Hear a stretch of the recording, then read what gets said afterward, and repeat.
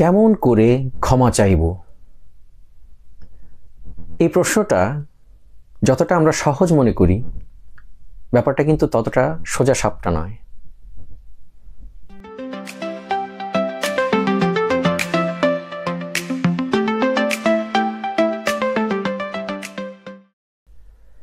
প্রিয় ভাই বোনেরা, আসসালামু আলাইকুম। আপনাদের সাদর আমন্ত্রণ জানাই সমাধানের বাংলাদেশ সলিউশনস চ্যানেলে। দেশের সমস্যা আমরা বাংলাদেশিরাই সমাধান করব, এই লক্ষ্যকে সামনে রেখে এই পর্বের আলোচ্য বিষয় হচ্ছে ক্ষমা চাইবার সঠিক পদ্ধতি। তো আমাদের যে সমস্যাগুলো আছে, সামাজিক, ব্যক্তিগত, দেশের সমস্যা, সব কিছুর মধ্যে কিন্তু এই ক্ষমা চাওয়াটা, সঠিকভাবে ক্ষমা চাওয়াটা, এটি কিন্তু খুব একটা গুরুত্বপূর্ণ বিষয়। এর মাধ্যমে হচ্ছে আমরা সমাজকে উন্নত করতে পারবো। কারণটা হচ্ছে আমরা কিন্তু প্রতিনিয়ত ভুল করি, ইচ্ছাকৃতভাবে হোক অনিচ্ছাকৃতভাবে হোক। তখন ক্ষমা চাওয়ার যে সংস্কৃতি, সেটি যদি আমরা সুন্দরভাবে যদি প্রতিষ্ঠা করতে না পারি, তাহলে হচ্ছে আমরা সেই উন্নতির পথে অগ্রসর সঠিকভাবে আমরা কিন্তু হতে পারবো না। যার কারণে দেখবেন যে জাতি যত বেশি উন্নত, তাদের ভিতরে ক্ষমা চাওয়ার রেওয়াজটা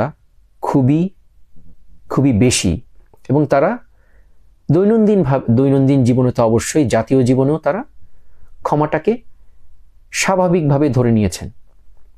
তো ক্ষমা চাওয়ার ব্যাপারে এই পর্বটি করার মূল কারণটা হচ্ছে, ইদানিং আমরা লক্ষ্য করেছি, এই যে স্বৈরাচার পতন হওয়ার পর থেকে আমরা লক্ষ্য করেছি যে বাক স্বাধীনতা যখন ফিরে আসলো, তখন যে অনেকেই একদম এলো পাথাড়ি কথা বলছেন। জাতীয় ব্যক্তিত্বরা এরা হচ্ছেন, মানে মিডিয়াতে সব সময়, এই যে গণমাধ্যমে তারা এসে এলো পাথাড়ি কথা বলে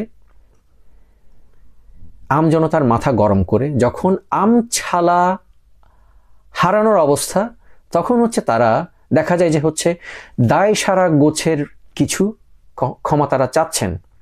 কিন্তু ক্ষমা চাওয়ার সময়, এই যে ক্ষমা চাওয়ার যে পদ্ধতি, তাতে দেখা যায় যে তারা খুব গা ছাড়াভাবে, এমনকি শারীরিক ভাষায় দেখা যায় যে তারা আসলে খুব একটা মানে আন্তরিকতাবিহীনভাবেই তারা হচ্ছে ক্ষমা চাচ্ছেন। দেখা যাচ্ছে ক্ষমা চাচ্ছেন কিন্তু হাসছেন, এই যে দাঁত কেলিয়ে হাসছেন কিন্তু, হ্যাঁ। এবং তাদের মধ্যে যে আন্তরিকতা নাই, সেটা একটা বাচ্চাও হচ্ছে দেখে বুঝতে পারছে। আমরা যারা বয়সে বড়, মধ্যবয়স্ক এখন, তারা তো অবশ্যই বুঝতে পারছি। এবং এই ধরনের লোকদের কিছু ক্ষমা চাওয়ার জন্য কিছু তারা শব্দ ব্যবহার করেন, যেমন যদি ভুল করে থাকি তাহলে ক্ষমা করে দেবেন, যদি কারো মনে কষ্ট দিয়ে থাকি তাহলে ক্ষমা করে দেবেন। কিন্তু তারা এই যে ক্ষমা যে চাচ্ছেন, সেই পর্যায়ে আসতে অবশ্যই কেউ না কেউ তাদের বলেছে, দেখুন আপনি কিন্তু ভুল করেছেন, এই কথাটা বলে আপনি কিন্তু ভুল বলেছেন, তথ্যটা ভুল দিয়েছেন, অথবা আপনি এমন অসংলগ্ন কথা বলেছেন যাতে করে মানুষ কষ্ট পেয়েছে। কিন্তু এরপরও তারা এমন করে বলছেন যেন আসলে আমি মনে করছি না ভুল করেছি, কিন্তু যদি আপনারা মনে করে থাকেন ভুল করেছি, তাহলে হচ্ছে ক্ষমা করে দেবেন। এই যে আন্তরিকতাবিহীন ক্ষমা, এই ক্ষমার কি আসলে কোনো মূল্য আছে? তো এভাবে ক্ষমা চাওয়ার কারণে কারো তো কোনো উপকার হচ্ছে না। তাতে যার বিরুদ্ধে আমরা খারাপ ব্যবহার করলাম, যার প্রতি খারাপ ব্যবহার করলাম, সেও হচ্ছে মন থেকে না আর ক্ষমা করে না, এবং মনটা বিষিয়ে থাকে। এই যে এভাবে বিষটা জমা হতে হতে একটা মুখ দেখা দেখি করা যায় না, এরকম একটা পর্যায়ে কিন্তু আমরা চলে যাই, এবং এটি কিন্তু সমাজকে বিষিয়ে তুলছে। যে দেখা যায় যে আমার প্রতিবেশীর সাথেও হচ্ছে আমার মুখ দেখা দেখি নাই।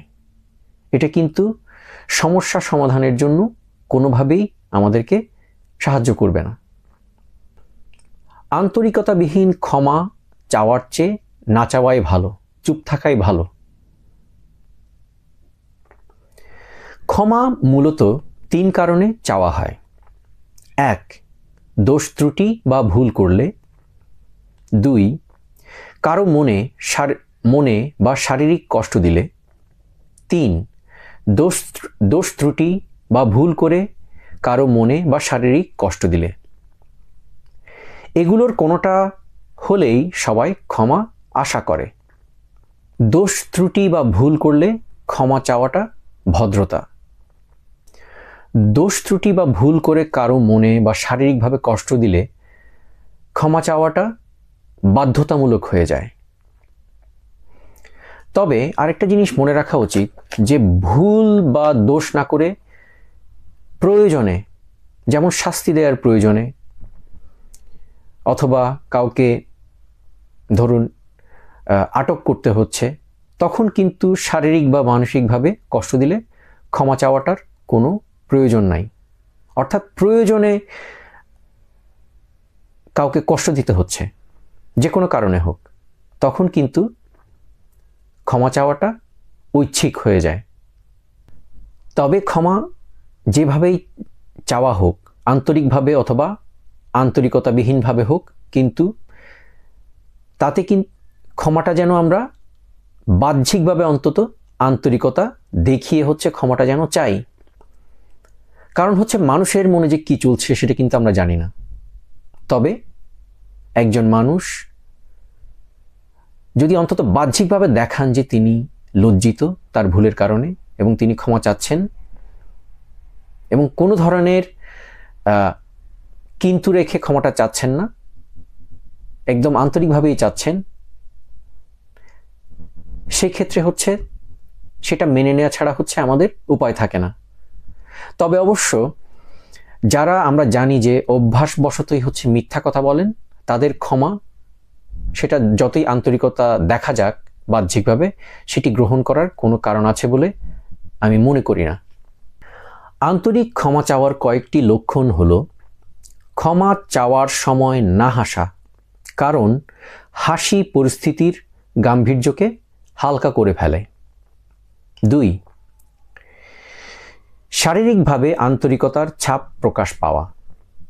3, দোষ ত্রুটি বা ভুল ইচ্ছাকৃত না অনিচ্ছাকৃত ছিল তা ক্ষমাপ্রার্থী নিজ থেকে পরিষ্কার করে বলা এবং অনুতাপ করা এবং পুনরাবৃত্তি না করার প্রত্যয় ব্যক্ত করা।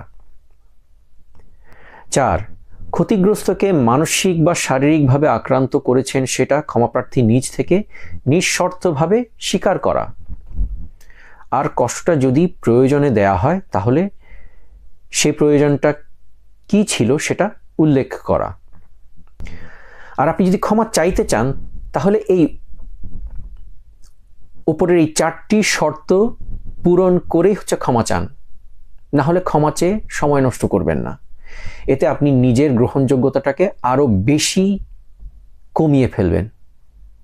তো ক্ষমা প্রার্থী যখন উপরের এই 4টি শর্ত পূরণ করতে, যে কোনো একটি পূরণ করতে পারে না, তখনই আমাদের ধরে নিতে হবে তার এই ক্ষমা চাওয়াটা আন্তরিক নয়।